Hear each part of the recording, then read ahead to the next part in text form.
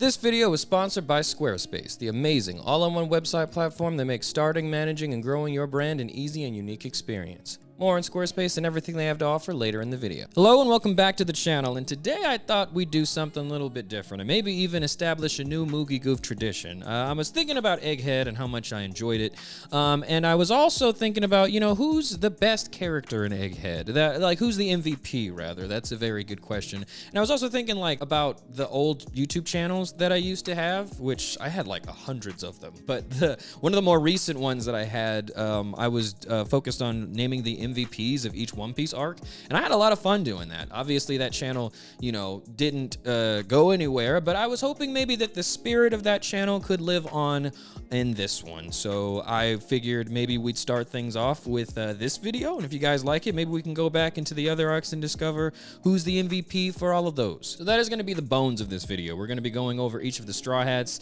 and discovering which one of them put in the most work and who deserves to be the definitive MVP of the arc. And also, to be honest, there are some characters within every arc that may have done the most work, that deserve to be the MVP despite not being a part of the Straw Hats. Maybe they were just Straw Hat adjacent, keeping Egghead in mind. Maybe let's look at the giant robot. He was carrying a lot towards the end. Now, how am I going to be deciding how each and every Straw Hat performed on Egghead Island? Well, it's going to be based on a point system. There are 4 specific points that each person can get, and some of them are worth more than 1 point, but it's different categories basically. And I'm going to go through each Straw Hat and judge them to see if they get any points in each category. The first category is going to be the tank point. That's going to be the fighter class. Did you basically the only way that you get one of these points is did you win your 1v1, and were you involved in more than one 1v1? Fodder people does not count. Fodder Marines obviously do not count, but were you involved in a 1v1? Did you win your 1v1? You get that point. If you were involved in more than one, then that means you can get more than 1 point. So that's going to be, it's very straightforward, but that's,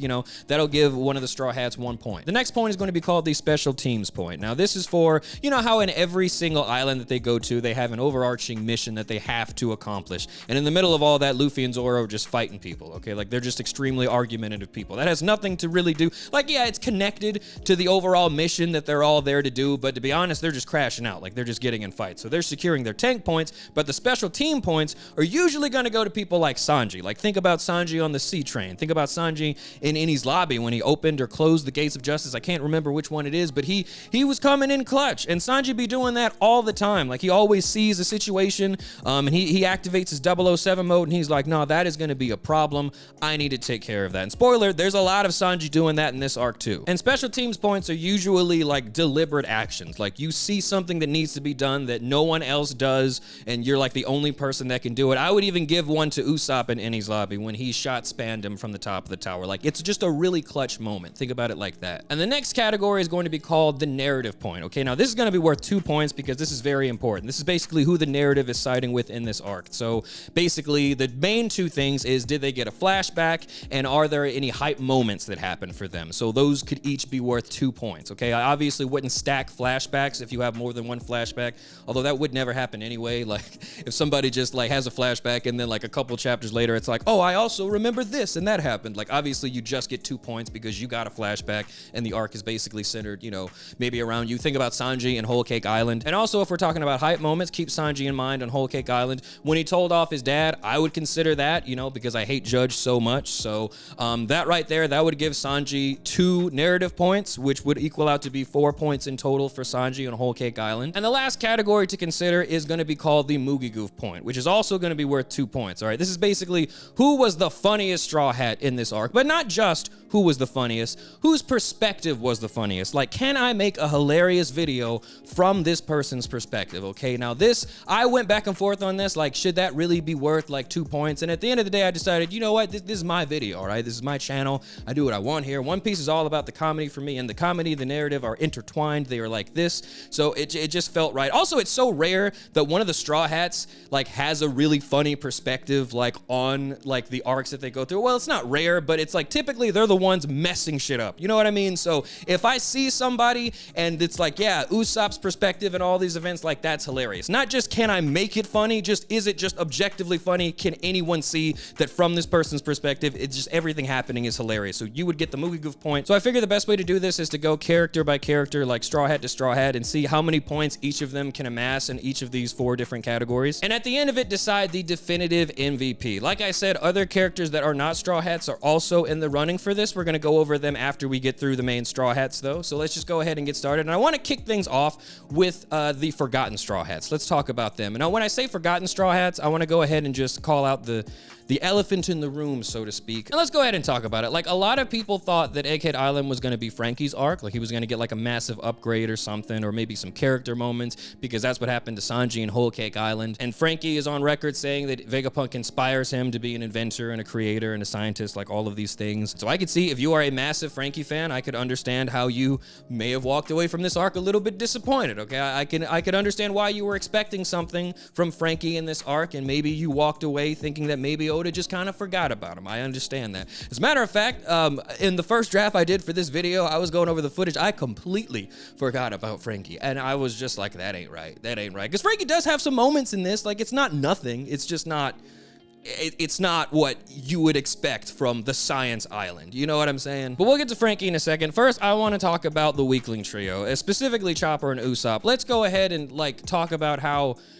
I don't think that they did anything in this arc. I don't know. Like, maybe I'm being mean. Like, maybe I'm not remembering something. Just please let me know in the comments. This whole formula for what I'm doing is really experimental. So if I get anything wrong, please let me know in the comments. It is your God-given right to do so. But to my knowledge, I am pretty sure they were just standing around. I think the only thing Usopp did was get turned to stone, and then he locked in when he saw the giants. But I don't really even know if him locking in really did anything. I don't remember. There definitely isn't any hype moments, okay? So he can't get any narrative points. You know, I don't think, maybe he can get some special teams points, but I really feel like I would be splitting hairs there. I feel like there's other characters that deserve those points more, and he definitely doesn't get the tank point. He wasn't in any 1v1s, but I don't blame him for that. All right, Egghead Island was crazy. It was chaos everywhere. There was a buster call on the island. A giant spider bastard appeared out of nowhere. Kizaru appeared out of nowhere. Usopp has a slingshot. All right, if I was him, I'd be doing this. I'd just be looking around like, all right, so what are you gonna do about that? Because I got a slingshot. There's not really a lot that I can do. Chopper's in the same boat. He's just cute and cuddly Chopper, all right? He's just trying to get to the cotton candy, all right? I sympathize with that, my brother. I understand. But that being said, that's just kind of like the situation for the Weakling Trio. Like, they kind of are always just kind of sitting around, like, wondering what it is they should be doing. Because, you know, they're not fighters. They can't be locked in 1v1s. Sometimes they do lock in and do some special team stuff, but, like, for the most part, they're just like if they don't have a dedicated mission that they're supposed to be on, like some Sly Cooper-esque thing that they need to do, typically they're just kind of standing around. It sucks, but that's why I want to see more of the Weakling Trio going forward. Maybe in Elbath, maybe they go crazy, they need to steal something, or you know, or just do something, anything at all, for God's sake. And I would love to see it, but just whenever these crazy things are happening in the arc, and we got to be going crazy, we need people to fight admirals. Like, I understand. They cannot be a part of that. I get it. But before we keep talking about which one of these idiots is better than all the other idiots, we need to talk about today's sponsor, which is Squarespace. Squarespace is dedicated to making the process of growing your brand or business an easy and unique experience. And let's say, for example, you need to create your very own website. And if that's true, you are in luck, because Squarespace's Blueprint AI is amazing. Because if you get Squarespace, you can get started with their drag and drop editor Fluid Engine, which is really amazing because it simplifies the process of creativity when it comes to creating your own website. But even though it's simple, you're not sacrificing any of the uniqueness that would go into creating the website. And even without Fluid Engine, all of the website templates that Squarespace offers are remarkably flexible, allowing you to choose between a ton of different categories to get started, like restaurants, technology, travel, jewelry, consulting, design, education, art. Whatever you're looking for when creating your own website, Squarespace has a template just for you. And you can even use Squarespace as your very own blog if you need to, sharing any photos, videos, or updates for your business whenever you need. And speaking of your business, Squarespace also offers flexible payment options for any transaction transactions that need to take place. From credit cards, PayPal to Apple Pay, however your customers need to pay you, Squarespace has a way to make sure that they can do just that, including the option to pay now or later. So if you are thinking about creating your own website but find the process a little bit intimidating, please consider heading over to squarespace.com and getting started with a free trial. And when you're ready to launch, go to this link that's on the screen right now to receive 10% off your first purchase of a website or domain. A very special thank you to Squarespace for sponsoring this video, and an equally special thank you to you for watching this video. And with that, we are back to the show. Speaking of the Weakling Trio, let's go ahead and talk about our thief, Nami. And I'm gonna go ahead and tell you right now, I'm giving Nami like a participation point because something happened that I just really, really like. Like, she was still like, I can't really think there's of too many, if anything, that she really did on Egghead Island, but I can think of one thing that she did. She stomped Rob Lucci out when he was unconscious. I loved that. I can't tell if she kicked him more than once or what happened there. Doesn't matter. I loved just the fact that she kicked him once was enough for me. I want the entire crew to stomp Rob Lucci out, and the fact that Nami was the only person to see him unconscious and be like, you know what, I hate this mother.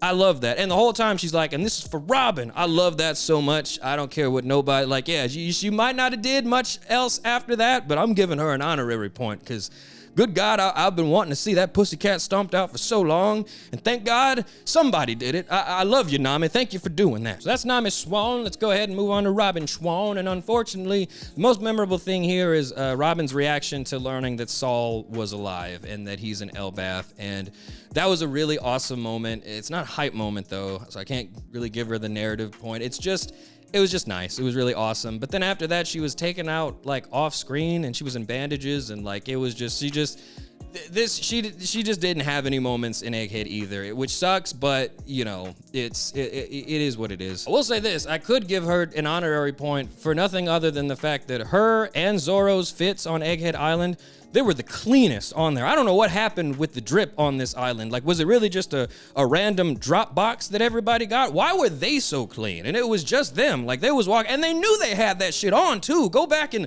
watch the anime or look at the manga. Look at how they were walking around. Everybody else looks awkward, squeaking around, hovering. Hell no, they was walking the runway in them outfits. It was incredible. They were walking around like, damn, y'all out here in trench coats and Hawaiian shirts?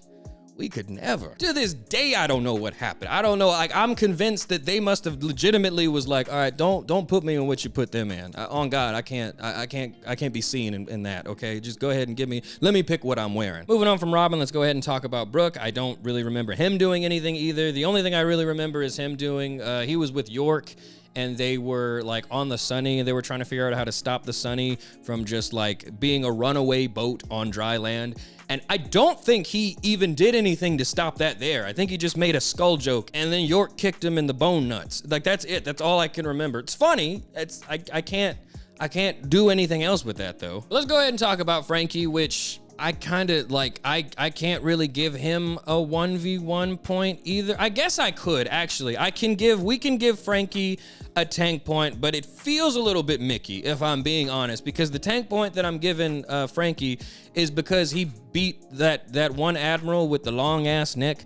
But I guess it's kind of not Mickey, because wasn't he like a vice admiral or something? So I mean, that was a 1v1, and he rocked his ass. He knocked him clean the fuck out. He knocked every single one of those chins off of his dumb ass neck. So that's something, and that's funny. So you know what? I'll give Frankie a tank point. Unfortunately, that's kind of it. Like, I remember he got turned to stone by the Boa Hancock Seraphim. And then we got that time skip forward. So I don't know. We don't know really what a lot of them did whenever we went to go check out the Bonnie and Kuma flashbacks, and then we came back and so much was resolved. But the only thing I remember Frankie doing on Egghead Island is punching all of the chins off of that one vice admiral. Funny. I will count it as a 1v1. It just still kind of feels Mickey. We knew that, like, that guy can't fight. Like, there's no way that guy can fight. So I don't know.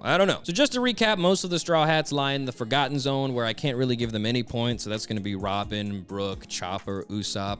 Nami gets an honorary point for stomping out Rob Lucci, just because I don't like Rob Lucci and I love Nami. And Frankie gets a tank point for punching all the chins off of that Vice Admiral. Now let's move on to the next Straw Hat, and that is going to be Jimbe. And I just want to say I love Jimbe so much. The reason I'm emphasizing that is because Jimbe on Egghead Island is so funny. Jimbe on Egghead Island is hilarious. And if you can't tell, just by me saying that, I'm giving Jimbe the Mugi Goof point, okay? Jimbe's perspective on Egghead Island is so funny. And I don't know if anyone's realized this by now, but like really imagine, like Jimbe, it's technically like his like second job on the crew. He pulled up on Wano when they were knee deep in a raid that they had already started, right? And as soon as he got there, Luffy crashes out and he's like, oh, I see Kid. I'm about to go run over there and stop him from acting stupid. Jimbe doesn't think anything about that. Luffy's the captain. Why would Jimbe try to stop him? He just assumes like, all right, well, the dynamic of the crew is, you know, the captain, whatever the captain says, we let it happen. Then the vice captain, Zoro, is like, Luffy's only gonna make things worse. I'll go after him. I'll stop him. And Jimbe's like, wow, what an astute observation, Zoro. Thank God you're the vice captain. Well, all right, go ahead.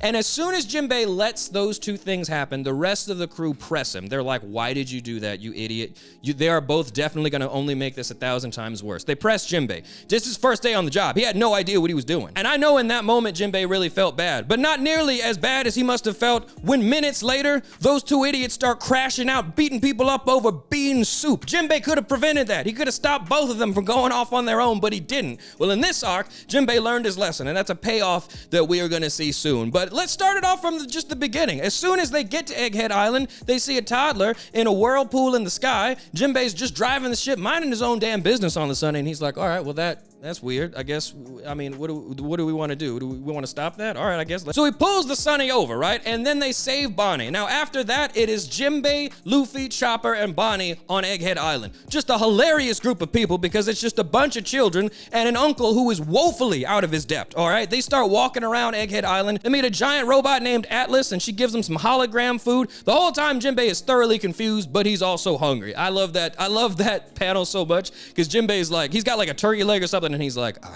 I don't know what's going on, but I am hungry. It's been a while since I've eaten, so. Come to find out, this is a government island. CP0 is here, and soon an entire Buster Call is showing up, okay? So let's fast forward a little bit more on Egghead Island. When Rob Lucci crashes out and almost kills Stussy and then takes off into the forest, and then Zoro goes after him.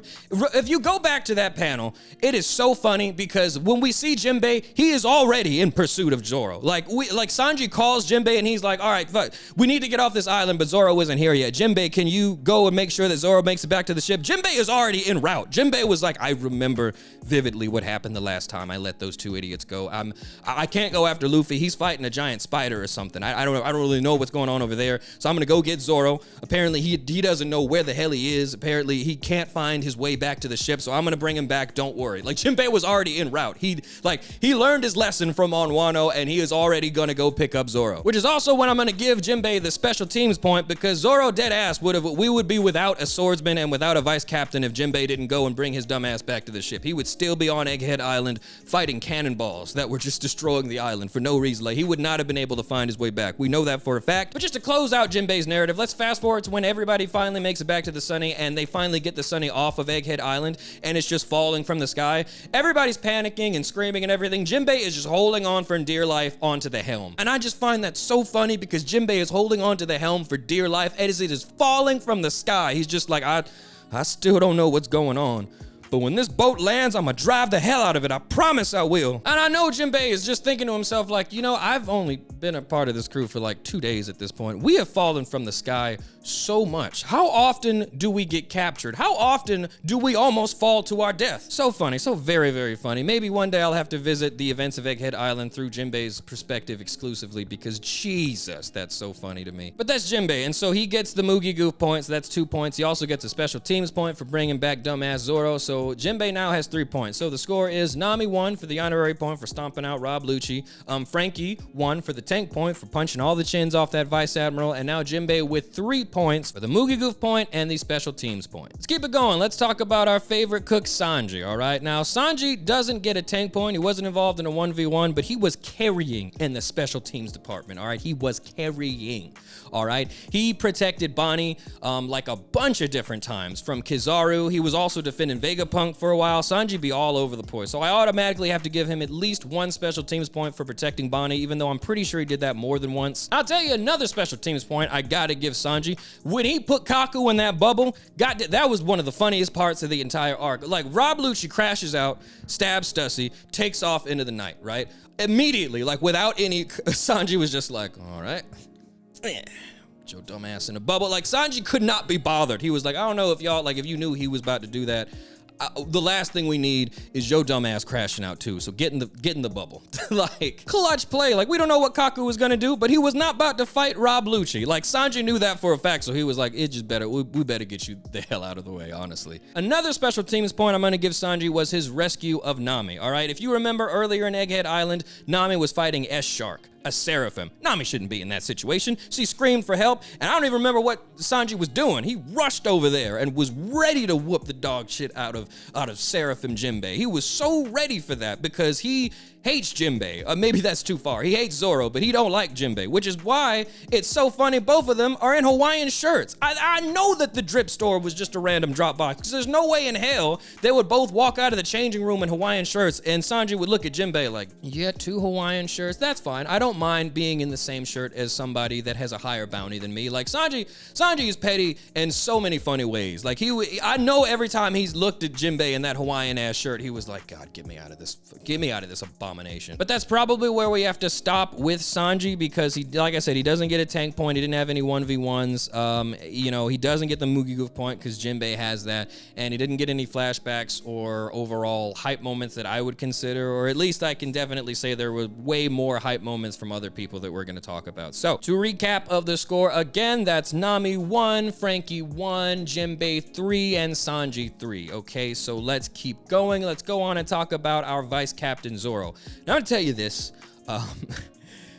if you're a Zoro fan, I would not blame you for feeling a little bit disappointed in Zoro's performance as well. I understand, brother. I understand. Well, actually, no, I'm way less lenient on Zoro because, why was he fighting Rob Lucci for 12 chapters? That ain't right. Like, he could easily have a tank point, but he didn't win the fight. Jimbe had to run, throw Zoro over his shoulder, and steal one off on Rob Lucci as they took off to the ship. Like, Zoro couldn't even finish that fight, and I don't like that. I know Zoro doesn't like it either, but damn, dude, you shouldn't have took 12 chapters to beat that pussycat that our captain one-shotted. That does so much damage to the ranking system on the crew, to be honest. Or maybe it just, like, I would imagine that a lot of people thought that Zoro and Luffy were like neck and neck in terms of power.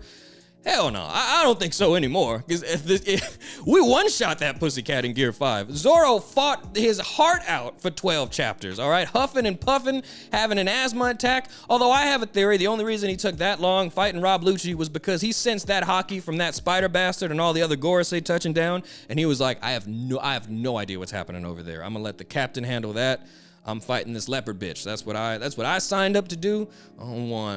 I don't even want to look over in that direction. Because him and Lucci have a conversation about it. They were like, you feel that hockey? Yeah, you better not take your eyes off me. That's what Lucci was saying. And Zoro was like, oh, I won't. Don't worry. I'm not. I do not want to go over there. No, it's not within his character to run from the smoke, but that's the only way I can make sense of this, okay? So he does not get a tank point in this arc, which is rare for Zoro, but he can get 2 special teams points that I'm going to give him. One of them feels like I'm splitting hairs, to be completely honest, like I'm just being overly generous. But one of them he definitely gets when the bald dude with the sword, I think it's Nashjuro, when he was approaching the Sunny and he was about to slice it, I really think he was about to cut that ship in half, all right? Like, that dude is nice with a sword, and Zoro was the one that stopped him, all right? I don't think anybody else on the Sunny at that point could have stopped him, and Zoro stopped him, so that is definitely a special teams point. Like, that was decisive. Like, he acted, you know what I'm saying? It's not exactly 007 agent-y, but, like, it's not a 1v1 fight either. It was just a really clutch play that happened, and it managed to save us for long enough to get out of there. And the other special teams point that I can give him is right at the beginning of Egghead. Zoro stopped Kaku from Tempest kicking the Sunny. Now, I'm not gonna lie, I do not think that would have been enough to even mildly damage the Sunny. We've seen the Sunny take so much damage and just not even be scratched at all. I do not think that Kaku's giraffe bitch ass, I don't think that he was gonna do much to the Sunny, to be honest. Also, Brooke was there. To be completely real with you, I think Brooke could have faded Kaku. I'm not gonna lie. I don't have that much respect for Kaku, more than Rob Lucci, but I don't have any respect for Rob Lucci, so the bar is not that high. So, but he did come in clutch. He did. Who's to say though? You know, who's to say? Maybe that Tempest kick was real bad news for the Sunny. Okay, either way, Zoro stopped him, and then he went on to fight that giraffe for a second until, you know, Stussy did her whole thing. So again, we can't give him the tank point. So unfortunately, you know, Zoro only gets 2 points. He doesn't have any flashbacks or any really overall hype moments, to be honest, in this arc, or at least none that I consider hype moments. So that's 2 points for Zoro, okay? So the score is 1 Nami, 1 Frankie, 3 Jimbe, 3 Sanji, and 2 Zoro. Like, it's... you hate to see it, but it is what it is. You know what I'm saying? Let's go ahead and talk about our captain, Monkey D. Luffy, the Emperor of the Sea. Let me tell you this right now. In the fighting department, Luffy was carrying, all right? He one-shot that pussycat like it meant nothing to him. I love to see it, and I love how the anime animated it. Like, you know, like Lucci blinked, and then Luffy was right there. Punched his bitch ass, sent him flying. Loved that. Loved seeing it, okay?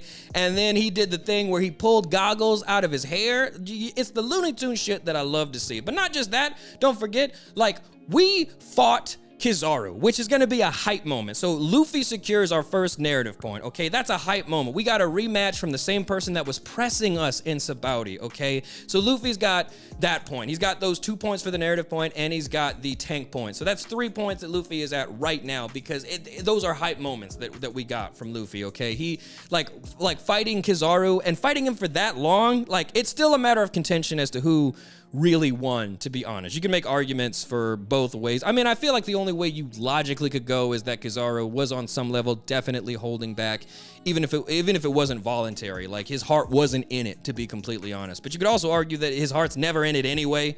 You know what I'm saying? So I don't know. Like, it's still a very impressive thing that we got to see an Emperor of the Sea versus an Admiral. Love to see it. It was a hype moment. So those are 2 points for the narrative points and 1 point for the tank point when he one-shot Rob Lucci. I don't think I can give him any more points for, like, hype moments, because that was definitely the hypest thing. Like, everything that he did was just really hype, and every other hype moment is going to go to other characters that we're going to talk about. So just to recap all the Straw Hats, that's 1 Nami, 1 Frankie, 3 Jimbe, 3 Sanji, 2 Zoro, and 3 Luffy. Now let's talk about the Straw Hat adjacent people that would help. We're not going to talk about everybody, because there was a lot of people helping us here. I'm definitely not counting every single Vega Punk. That would be crazy. But I guess we could talk about Vega Punk for a second.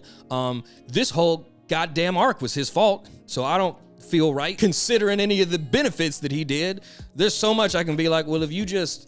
I don't know. Like, I get, like, I'm really not hating on Vega Punk. I just feels like, I don't know, if you had different perspectives, you could have handled situations a little bit differently that may have facilitated different outcomes, okay? Again, I would never disagree with the writing. Everything makes sense. That's not what I'm saying. I just think the character Vega Punk, if you would have cared a little bit more about doing the right thing and a little bit less about science, I can see so many of these things going different ways, all right?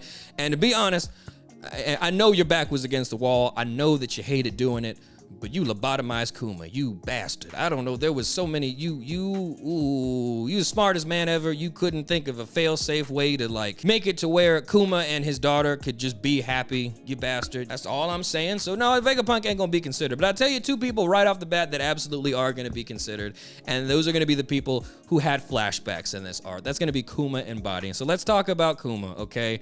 Kuma, a fantastic character, wonderful character, and the flashback was amazing. Maybe it's definitely one of the best, could be the best flashback in the entire series. Only time will tell. But let's go ahead and give him those 2 points. The narrative point for flashbacks. It's amazing. He also gets a hype moment, however, because when the flashbacks are done, Kuma pulls up to Egghead Island and punches Saint Saturn so hard. I'm not even kidding. Like, that punch that Kuma delivers to Saint Saturn was, like, it's one of the best moments in the series for me. It's definitely one of the best punches. Like, the only thing that rivals it is Luffy's punch to the Celestial Dragon, because Luffy had every reason in the world to not crash out right there. And I love the way that that scene's written, because you could see it. You know who Luffy is, so you know what he's gonna do. But, like, you just see it in his eyes. Like, no one else knows what Luffy's about to do. You look at Law, you look at Kid, everybody's like, what the hell? What is he about to do? And Luffy's like, I'm about to crash out. And he punches St. Charlo so hard. It's hard for any punch to top that. I swear that was one of the most satisfying punches in all of, like, anime and manga. But this punch of Kuma, Oh my God. Especially fresh off of the flashback, seeing what happened to Jenny, seeing what happened to Bonnie, seeing what happened to Kuma. Oh my, I leaped out of my chair when I read that chapter, man. It was so cathartic. It was so awesome. Absolutely, he gets those points, all right? So that is 4 total for Kuma right now, okay? But now let's talk about Bonnie, okay? Bonnie also got a flashback in this chapter, okay? We got to see from her perspective what it was like growing up thinking that her dad just wasn't returning her letters. Very sad. It really connected me more to her character. I always liked her character, or well, we were obviously prevented from really knowing who she was up until this arc, but as soon as we started learning more about her, I really liked who Bonnie was. But we got so much more, especially with these flashbacks where we got to see how she feels about Kuma and how it's felt for her being so alone, just traveling the seas looking for her dad until she finally finds him. It's all sad. It's all really sad. And all that to say, she definitely clutches those flashback points as well. But she also gets a special teams point, because if it was not for Bonnie, the pacifista, like, if you remember, Vega Punk, like, let her know, like, hey, the pacifista respond to your commands, even over the Gorosei. Like, we really changed the tides, only for, like, a second, because, you know, things got really hectic after that, but everybody was falling to their death, and the pacifista were about to, like, blow them all away. And yes, it's because Kuma came back and rescued her, but at the same time, like, Bonnie came in clutch, and we turned all of the pacifista around. But maybe you call that Mickey, like a Mickey point for special teams. Like, okay, I'm comfortable. Let's say that that's half a point. You know what the other half of the point is? She whooped all of those vice admirals. She turned them all into kids with her devil fruit power. That is impressive, no matter how you look at it, because the vice admiral that Frankie punched all the chins off of, I'm pretty sure he was a vice admiral. Bonnie was going around turning vice admirals into children with her devil fruit ability. That is a powerful ability, and if your hockey is strong enough, it's not going to work on you. So that means that Bonnie's nice. Bonnie is like that. It came in clutch, and it managed to pave the way. A lot of Straw Hats were also paving the way in their own, you know, regard to help us get off of Egghead Island, but Bonnie came in clutch in that regard. So if you think that, like, you know, one or both of those situations are Mickey, go ahead and call it half a point. So that's just, we'll only give her one special teams point because she was carrying in that regard. Sure. So that's 1 flashback point, which is 2, and then the special teams point. So that's 3 total for Bonnie.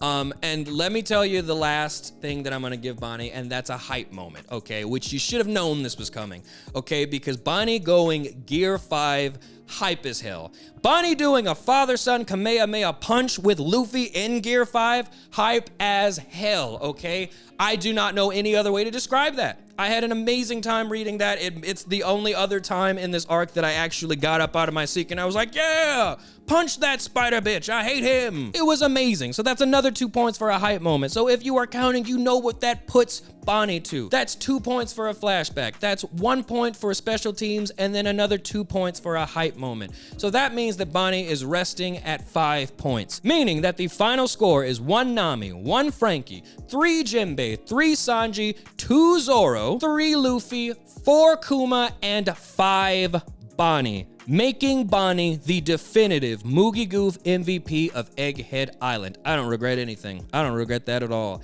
I loved this entire arc. The focus was quite obviously on Kuma and his relationship with Bonnie, as well as Bonnie and her character and us getting to see who they are. It means a lot, like, getting to know these characters, especially Kuma, who's been around since Thriller Bark, or even before Thriller Bark, but we first started realizing this guy's probably on our side on Thriller Bark, and, like, only getting the real answers now, understanding, like, everything that he did in Sabaudi, and even before the series even took place, like his relationship to Dragon and Ivankov, and seeing him in God Valley, how much he's sacrificed and what his character is. It just, dude, like, it's so moving. I loved this arc so much for that, and Kuma deserves his flowers.